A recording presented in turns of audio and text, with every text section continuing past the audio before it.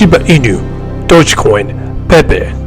The only type of projects that could attract avalanches of degenerates. I will be discussing my favorite meme plays from Hedera all the way to Solana. Welcome to Degen Mondays. What is up, everyone? This is Safe Investor AG, H% Saucy Warrior, and today I bring to you the man, the myth, the legend, the founder of Silkworm, none other than Birdman himself. How you doing, brother? Bro, you're muted. I can't hear you. Hold on. Dude, I'm doing great. Oh, there you go. Okay, I can hear you. I'm just happy to be here. Stoked to talk about the project, Okay, this is exciting. So, okay, first of all, tell us about yourself. Tell us about your experience with Web3, how'd you get into Web3, and, Silkworm is, so I ran a poll, everyone, between a low cap meme coin, obviously some of them with founders that I know and trust, some of them that didn't, and I asked the community, see who's their favorite. Silkworm won, and it was barely. Oh my goodness, it was, bro. I have to admit, I did not expect, you guys to come so close. I didn't even think that you guys, you were gonna win it, but you won it, so you deserve this interview. So tell us about yourself, bro. Yeah, I appreciate that. I was kind of surprised myself. And then, I think Pac Inu was up there for a while, and it was kind of right before whatever's going on with them. But yeah, I started getting interested in crypto around 2016. That's kind of when I was paying attention. I was always really interested in Silk Road and stuff like that, and kind of learning about how black market operated. When I was a kid, I just found it so interesting that there was this place that people use this digital money to buy goods or services, and that money can't be traced. And that kind of got me into studying Bitcoin and finance, I think, in general, and understanding currency and why Bitcoin has such value. I don't think I really got involved heavily until maybe 2020. I went to a smoke shop, and I've already, I know a lot about crypto at that point, and they have a NFT collection called Monks, and they started talking to me about all their NFT collection on Monks and how they work with dispensaries and smoke shops, and if you hold one of their NFTs, it gives you 40% off the smoke shop, anything you buy and stuff. And thought it was really cool. And then I started learning more about, Discord and community building and how to run a project and stuff like that. Kind of bounced around from chain to chain after that, AVAX, Solana. Did a lot on Solana with NFTs. That's kind of what really inspired that NFT collector in me almost. And then found a home here on Hedera, and that's really where I kind of settled down, and I stopped bouncing around so much, and I started to invest in myself, in my education, and networking with developers I could trust, because you have to be in this space for a long time to really find developers to trust, because you might get screwed over a few times. And that's kind of what happened in the beginning with some projects I worked with. Some developers, screwed us over, screwed some projects over. So developing those skills, though, for myself, where I could review code and understand how the network works, and I want to build here. So just super happy to be here and be here on Hedera and have made a home and have launched Silkworm. But yeah, I'd love to talk more about Silkworm. That's just a little bit about me, my background. Also, I'm a big MMA guy. I know a lot of people in this space. Black belt in Taekwondo, and I was just a little tater tot, so I don't really count that. And then my entire youth was just wrestling, Brazilian Jiu-Jitsu, and Muay Thai. That was my life. I did a lot of capoeira for a while, which is the dancing martial art. Dang. That was fun. So that's just a little bit about me. I love art, making art, music, stuff like that. But right now, my passion is just Web3. So all art is just digital. Everything is, on the hash graph. And So I have a lot of exciting updates and things like that coming. Yeah. Nice, bro. That's nice to see. We have someone with so much a diversified background. Sounds, martial arts, and you're also into. You say you're into editing NFTs. What was the last part you said? I think the last part, well, because like right now, like my passion is pretty much everything Web3. So I work with Oh, okay. all Adobe, like Adobe After Effects, Illustrator, all these things that help me create. I'm just so into anything I could create digitally, and produce on chain. So Okay. Question: did you make the art for Silkworm? yeah, so the art for Silkworm That's pretty cool. is like a combination between a lot of different tools and plugins that I've used with Adobe and Illustrator. Obviously now, like Adobe Illustrator, things like that, even Photoshop. There's all these awesome AI plugins where it's not like you're just generating an image. There's like really cool tools you can use to really form exactly what you need. And I just really wanted to go with like a silky wormhole was really what I was going for with the Silkworm himself kind of popping up. But I needed to make his figure as iconic as possible because I have a lot of other. He's just like the first representation of pretty much 222 other versions, or 221 other versions of him. Each one is a complete one of one. And that's kind of how the flagship NFT project works, because it's 333, but the flagships themselves are all different versions of the Silkworm. So including like some super, super cool ones that I'm like really happy about to finally be releasing. So All right, all right. So before we get to the fun part and the bullish alpha, let's get to the tokenomics. So let's go over the tokenomics, circulating supply, how much is in the Dev wallet, Treasury wallet, plans for marketing, and if there is any. And it's cool. I understand that. Basically it's a new meme token, and its purpose. What's the purpose of its backstory of Silkworm? here, So let me what? get all this up.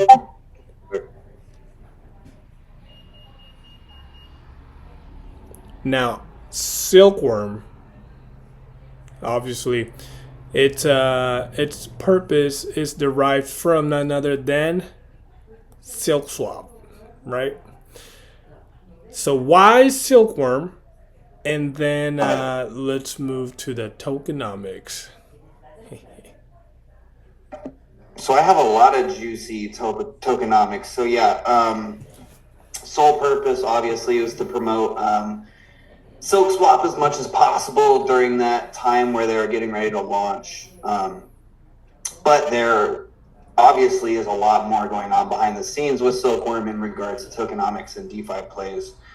So the total supply is 5 billion tokens. I tried to match that up as closely as I could with H Suite. They have 50 billion tokens supply, and I just felt like that was too much, obviously, for this project. 75% I did lock up for a year on DaVinci Graph, which is roughly over 10K right now. 75%? 75%. And I Holy just shit. matched it with, I don't know, it was a few thousand, maybe 3,000 or 4,000 worth of H Suite at the time.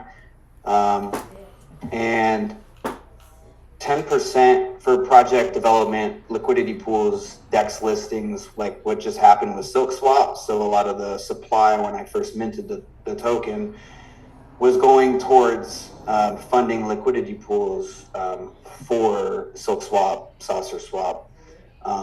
Also to have that same project development, for me, it's just as important to reward LP providers. So I made sure that there's a set of the portion set aside to reward anybody providing liquidity.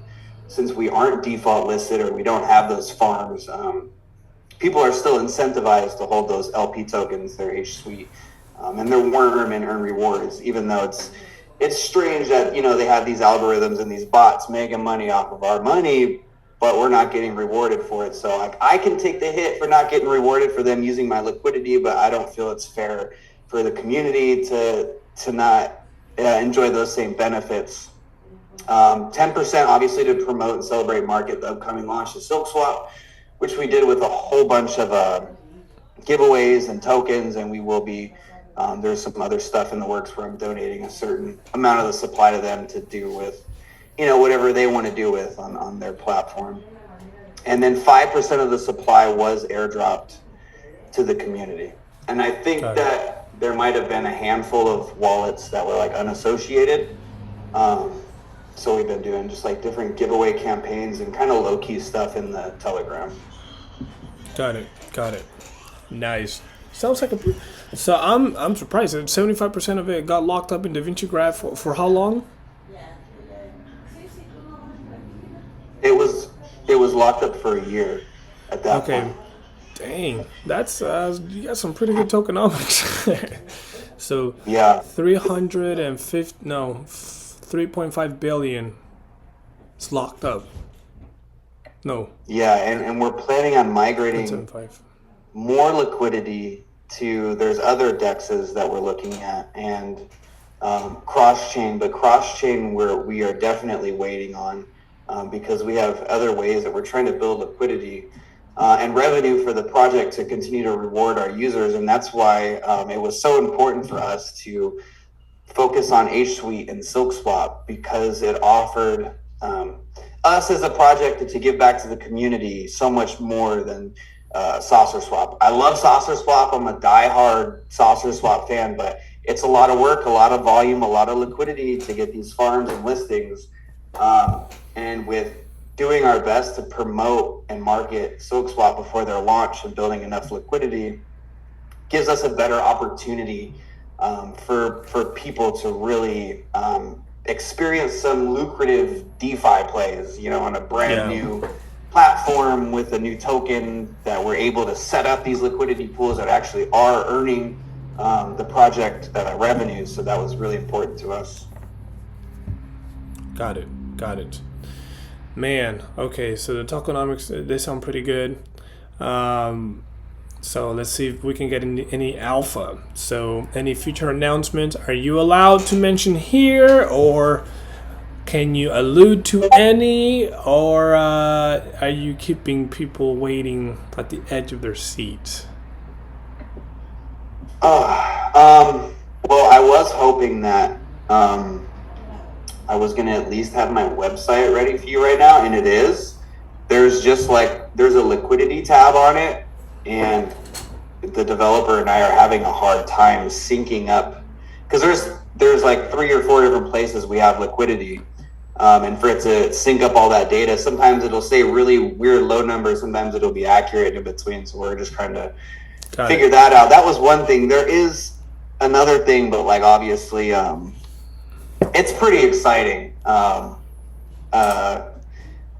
Hold on. So I'm looking at this lock right here. Yeah, and I think that it was over 610 million worm and over 5 million H suite that was locked up there. And then the treasury is kind of weird because I have some locked on SaucerSwap on a different wallet. In this wallet, I think I have about 709 million tokens, which I use to reward LP providers. Not only that, I'm about to start reaching out to different influencers and people in the space and donating more and more of the supply to them to help us with the upcoming flagship project, as well as donating a portion to SilkSwap to let them reward however they want to reward. And I also believe I have a bunch of hash in Worm locked up on SaucerSwap as well. And then I think there's a good portion of the, like there's like a little bit everywhere, you know what I'm saying, to make sure and there's a huge part of the supply also put aside to reward our flagship holders. We want to give back to them for believing in us, but not only that, with minting funds, we're going to be setting up even fatter liquidity pools on SilkSwap.